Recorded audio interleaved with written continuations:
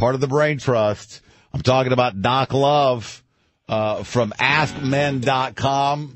He is a noted and celebrated authority, spending years interviewing, debriefing, if you will, women, over 10,000 women, over 10,000 hours, talking about relationships, what makes women's ticks. No, that doesn't sound right. Not that they have ticks.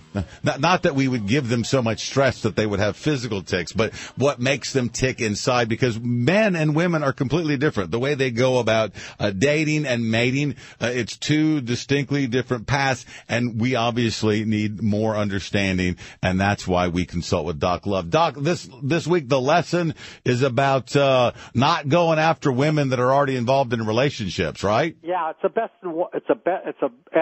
it's a big waste of time, and you're going to end up getting hurt. So let's just backpedal here a little bit. And when you meet a woman, she has to have three things. Number one, you have to pass the physical attraction test. You've got to get the home phone number, or the cell phone number, and there can be no boyfriends or husbands lurking in the background. Now, let me give you an example. A kid goes to college. He hangs around with this sorority.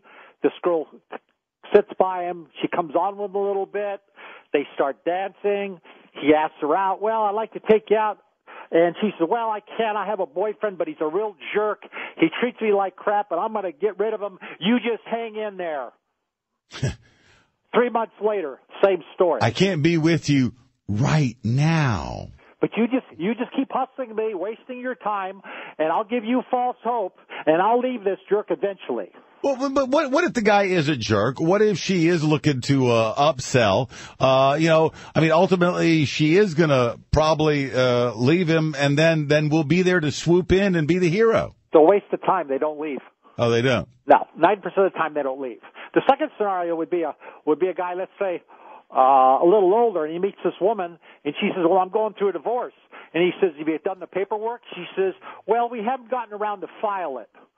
So I had coaching the other day with a guy. He's been going out with a woman for 2 years who still hasn't got her divorce. If they got a boyfriend or they got a husband, they're not available. So you tell the woman, here's my phone number. As soon as you get rid of this guy and you never communicate with him again, please give me a call, and if I'm available, I'll be happy to go out with you. Yeah, but so now when you say that to him, is that a brush off? Are you being? Well, they're never going to call. Of course, it'll never happen. Okay. But the point is this: you're not going to waste your time. She has to be available. You get one shot per girl per lifetime. That's a law of reality. So you got to come in when they're available. And when she says, well, you just bear with me. I just got a letter from some college kid. You know, he keeps telling me how much this girl likes him, but she never seems to get around to dropping the boyfriend.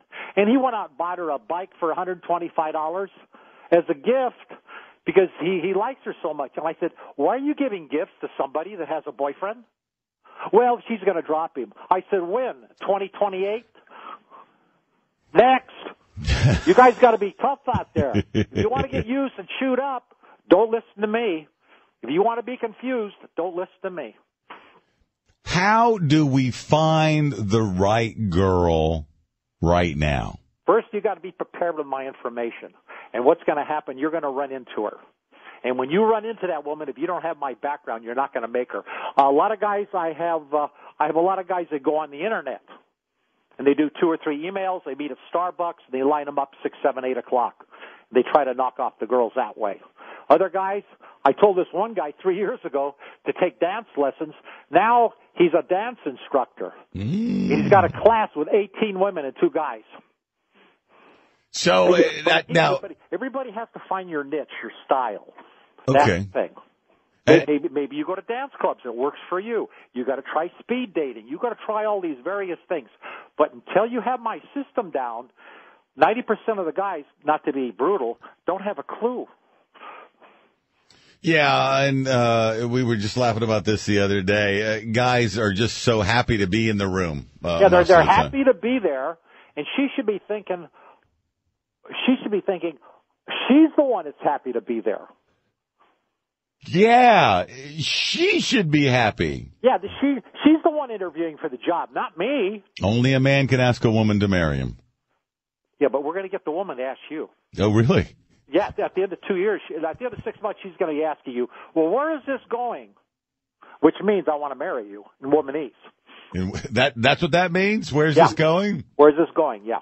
All right, so remember that, fellas. If a woman says, where is this going, she wants to marry you. If she wants to marry you. Only a woman with 95% interest level would ask that question.